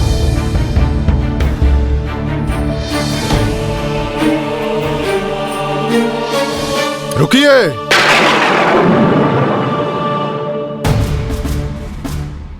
मैं इस प्रकार विचलित होकर सूर्यदेव के समक्ष आई तो कदाचित वो ज्ञात कर लेंगे कि मैं देवी संज्ञा नहीं, किंतु मैं इन्हें सत्य का ज्ञात होने नहीं दे सकती।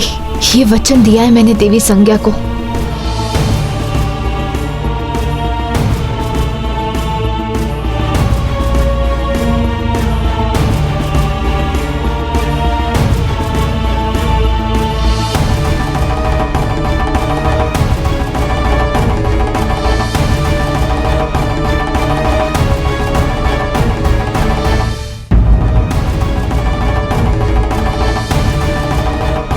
पूर्व में आप पर क्रोधित होने के लिए मैं क्षमा चाहता हूं। कदाचित मैं अधिक आवेशित हो गया था।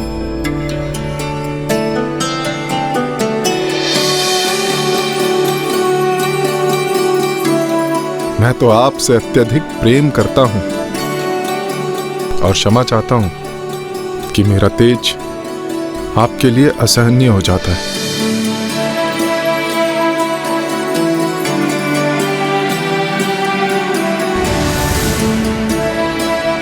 आरंभ में तो विवश होकर उन्होंने गृहिणी के समस्त अपने दायित्व निभाए, किंतु फिर उनके भीतर स्नेह एवं सेवा की भावना जागृत हुई और देवी छाया जैसे भूल ही गई थी कि ये उनका गृह एवं गृहस्थी नहीं। और शीघ्र ही वो समय भी आ गया जब उन्होंने सूर्यदेव और अपनी संतान को जन्म दिया। तो क्या यही शनिदेव थे? ये लीजिए, उत्तर देने के पूर्व जल ग्रहण कीजिए। मुझे ज्ञात है आपको बार बार टोकने से आप चिल्ला रहे हैं लंकेश, किंतु युक्ति तो मेरी यही है कि जलपान करा करा कर मैं आपका उदर इतना भर दूं कि आप लघु शंका जाने के लिए विवश हो जाएं, क्योंकि नहीं जा पाएंगे लंकेश तब लंका जब उन्हें व्याकुल करेगी उनकी आई लघु शंका। चतुर गणेशा। नहीं, वह शनिदेव नहीं, मनु थे, जिनके जन्म के उपरांत देवी छाया ने अपनी गृहस्थी अर्थात चारों संतानों एवं सूर्यदेव की सेवा में अपने आप को पूर्ण रूप से व्यस्त कर लिया। तो क्या सूर्यदेव को कभी उनके वास्तविक परिचय को लेकर कोई संदेह नहीं हुआ? उन्हें संदेह तो अवश्य हुआ था, किंतु दो स्त्रियों में समानता कितनी ही हो, पति अपनी पत्नी को ना पहचाने ऐसा संभव नहीं। किंतु आरंभ में जो सूर्यदेव को प्रतीत हुआ कि देवी संज्ञा के भेद में उन्हें जो प्रतीत हो रहा था वो श्रृंगार की घटना के उपरांत देवी संज्ञा स्वयं में परिवर्तन ले आई, किंतु फिर भी उनका संक्षेप पूर्ण रूप से शांत नहीं हुआ और देवी छाया ने स्वयं को पूर्ण रूप से सूर्यदेव के परिवार के प्रति समर्पित कर दिया। तो वो उनकी दूसरी संतान शनिदेव के साथ गर्भवती थी। तब कुछ ऐसा घटित हुआ कि पूर्ण रूप से सब कुछ परिवर्तित हो गया।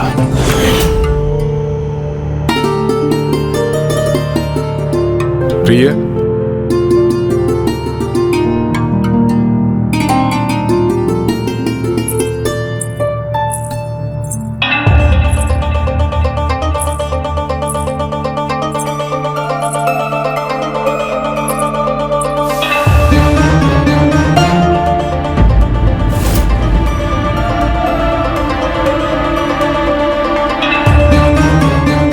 दर्पण पिघल गया, किंतु देवी संज्ञा पर मेरे तेज का कोई प्रभाव नहीं हुआ।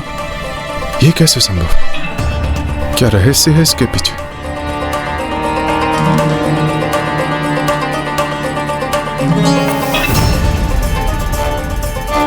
आप तो मुझे अपलक देख रही हैं। आपका तेज इतना दिव्य और इतना मनोरम है कि मन करता है कि बिना पलक झपकाए बस आपको ही देखते रहें। अच्छा, तो आपको मेरे तेज से कोई समस्या नहीं है? कैसी समस्या प्रभु?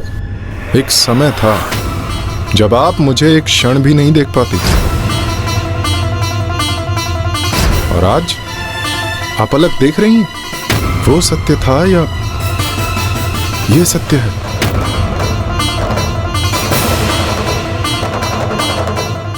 कभी कभी मुझे प्रतीत होता है जैसे तब मैं आपसे परिचित नहीं था, फिर प्रतीत होता है कि अब मैं अपनी पत्नी को नहीं जानता।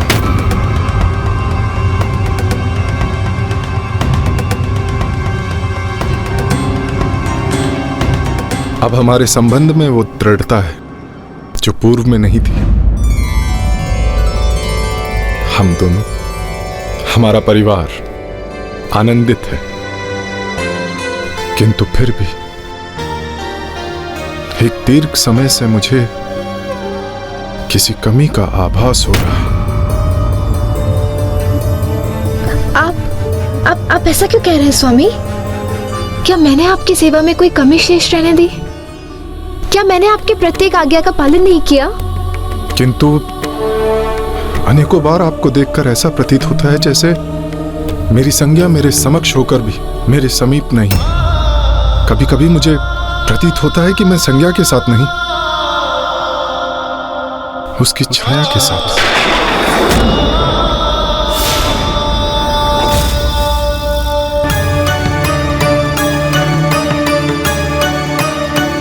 आप शांत क्यों हैं? कुछ कहती क्यों नहीं? मेरी पत्नी होकर भी आप मुझसे कुछ छुपा रही हैं?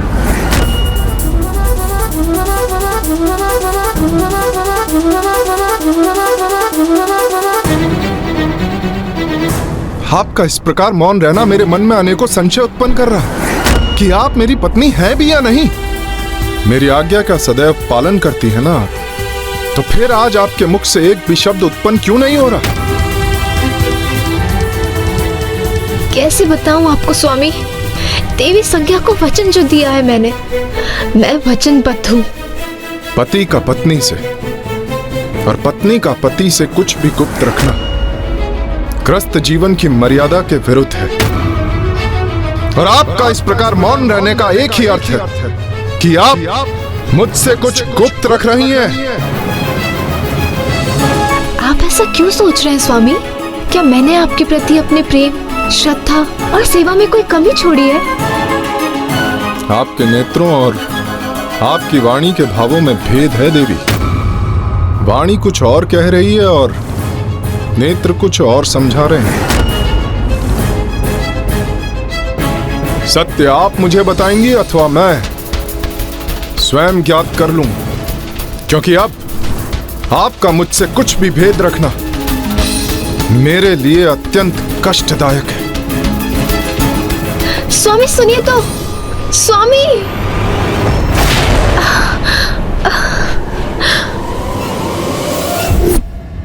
माता छाया कितनी लाचार थी।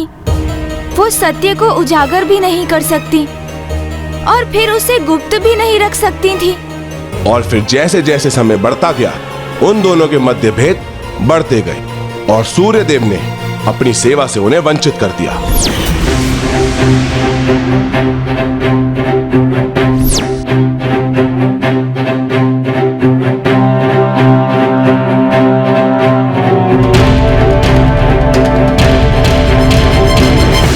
जैसे जैसे सूर्यदेव देवी छाया से दूर होने लगे वैसे वैसे उनके गर्भ में पल रहे शिशु के क्रोध में वृद्धि होने लगी। अर्थात वहाँ जो भी घटित हो रहा था, गर्भ के भीतर शिशु रूप में शनिदेव उस संपूर्ण घटनाक्रम के साक्षी थे।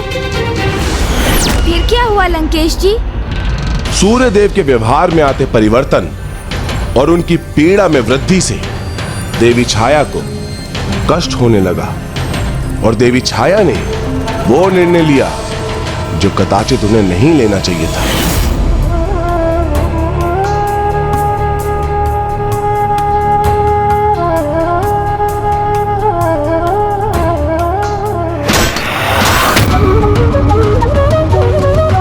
जब तक मुझे सत्य का ज्ञात नहीं होता तब तक आपको मैं अपनी सेवा का अवसर नहीं दूंगा।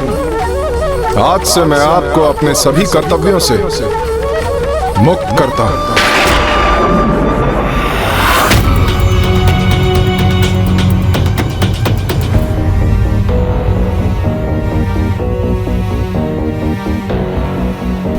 बस अब बहुत हुआ। जब स्वामी ही मुझसे प्रसन्न नहीं है तो मेरे यहाँ रुके रहने का कोई औचित्य ही नहीं है। स्वामी की इच्छा के बिना तो मैं वो कर्तव्य भी नहीं निभा सकती जो देवी संज्ञा ने मुझे सौंपे थे। यहाँ जो भी घटित हो रहा है के बारे में मुझे देवी संज्ञा को सूचित करना चाहिए। तो क्या माता छाया का माता संज्ञा के पास जाने से स्थिति अनुकूल हो गई या फिर उनके लिए स्थिति और भी अधिक विकट प्रतिकूल हो गई?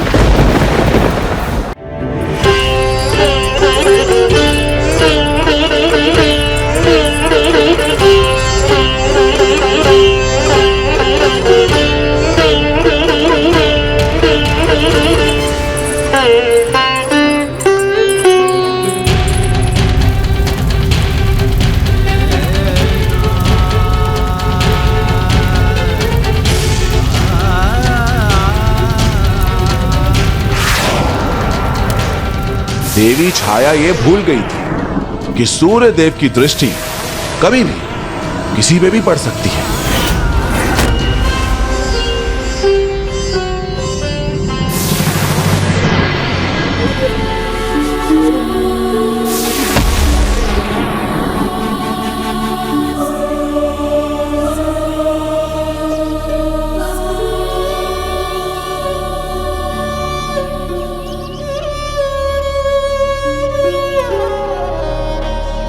हे देवी, मैं बहुत बड़ी दुविधा में हूँ, मेरी सहायता कीजिए। आपकी छाया होने के कारण मैं जानती हूँ कि आप देवी संज्ञा ही हैं। कृपया मुझे दर्शन देने की कृपा करें। मेरी इस उलझन को मिटाने में मेरी सहायता करें देवी। आपके दिए दायित्व को निभाने में मैं असमर्थ हूँ देवी। कृपया मेरी सहायता कीजिए देवी, कृपया मेरी सहायता कीजिए।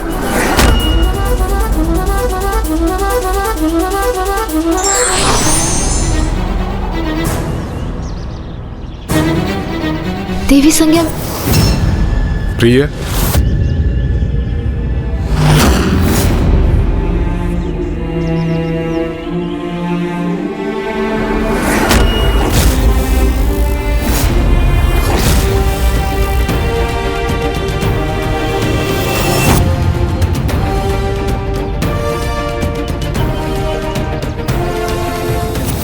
सूर्यदेव के आते ही देवी संज्ञा पुनः मुड़ गई, मुख मोड़ लिया अपने स्वामी से। अर्थात अब सूर्यदेव को ज्ञात हो चुका है कि उनके तेज के समक्ष जो खड़ी रह सकती है वो केवल मैं हूँ, इसलिए अब वो मुझे ही स्वीकार करेंगे, देवी संज्ञा को नहीं। पुनः देवी संज्ञा को समक्ष पाकर सूर्यदेव उन्हीं की ओर बढ़ने लगे। स्वामी मेरे प्रति इतना कठोर क्यों हो गए? मुझ पर तनिक भी ध्यान नहीं है उनका।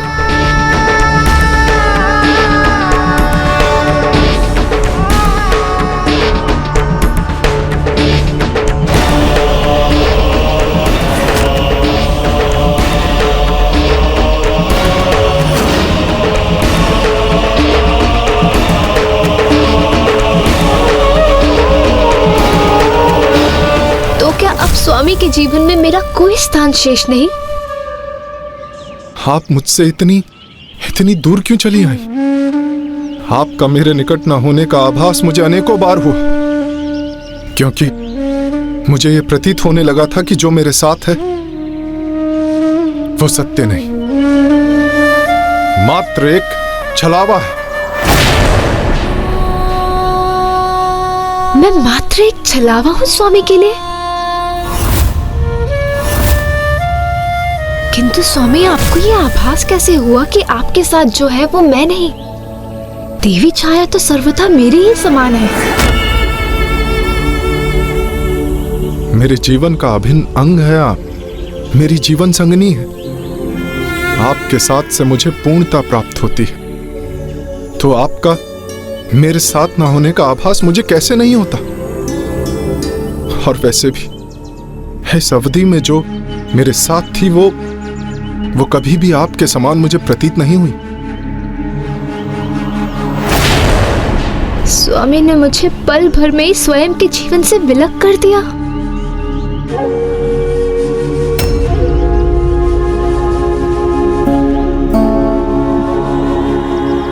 कैसे न ज्ञात होता मुझे कि आपके स्थान पर वो कोई और है, क्योंकि जब आप मेरे साथ होती हैं तो मेरे भीतर स्नेह का सागर उमड़ पड़ता है, और वो आपकी छाया, वो तो उस स्नेह सागर की कुछ बूंदों के समान ही थी। तो क्या स्वामी के लिए मेरे स्नेह का इतना ही मान है? आपका स्पर्श तो मुझे आनंदित कर देता है, किंतु देवी छाया के स्पर्श से मुझे तनिक भी आनंद का आभास नहीं होता था। स्वामी के लिए क्या इतना निरर्थक था मेरा स्पर्श? आपको अंक लगाकर मेरा तन मन शांत हो जाता है, किंतु देवी छाया को अंक लगाकर अधूरापन जैसे मेरे हृदय को चुभता था। मेरे साथ बिताए इतने वर्ष स्वामी को अधूरेपन का ही आभास होता रहा। जो सत्य उसका स्थान कोई मिथ्या प्रतिरूप कदापि नहीं ले सकता देवी संज्ञा। आपके समक्ष आपकी छाया का कोई अस्तित्व नहीं है मेरे लिए। स्वामी के लिए मेरा कोई अस्तित्व ही नहीं? कैसी अभागिनी हूं मैं।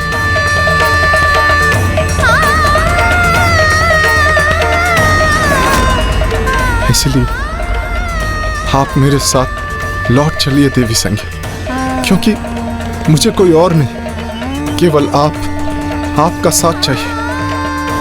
स्वामी का प्रत्येक शब्द तो एक नुकीले बाण के समान मेरे हृदय को आहत कर रहा है। स्वामी, मेरे प्रति आपके अपार स्नेह का भान है मुझे, और मैं भी आपसे उतना ही प्रेम करती हूँ, किंतु आपका तीव्र तेज मुझे विचलित करता है। मुझे क्षमा कीजिए, मैं अभी आपके साथ लौटने में असमर्थ हूँ। कदाचित अब स्वामी को ज्ञात होगा उनके जीवन में क्या महत्व है मेरा, कितना अपार प्रेम दिया है मैंने उन्हें, कैसे अटूट श्रद्धा, समर्पण और निष्ठा से उनके प्रति अपने सभी कर्तव्यों का निर्वाह किया है मैंने, कैसे बिना कुछ कहे इतने वर्षों तक उनके तेज को भी सहा है। हाँ स्वामी, आपका अनंत तेज नहीं सहा जाता इस अभागिन से।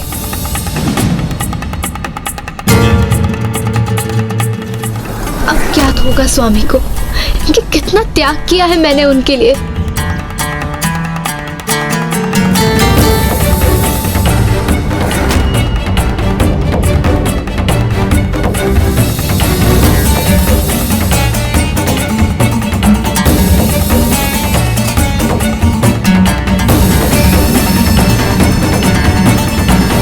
फिर क्या हुआ?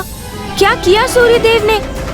और अब जो हुआ वो देवी छाया के लिए और भी दुर्भाग्यपूर्ण था। किंतु ये दुर्भाग्य कारण बना उन शनिदेव के जन्म और प्रभु पिपलाद के इस प्रसंग से जुड़ने का, जो अब शीघ्र ही सबके समक्ष आने वाला था।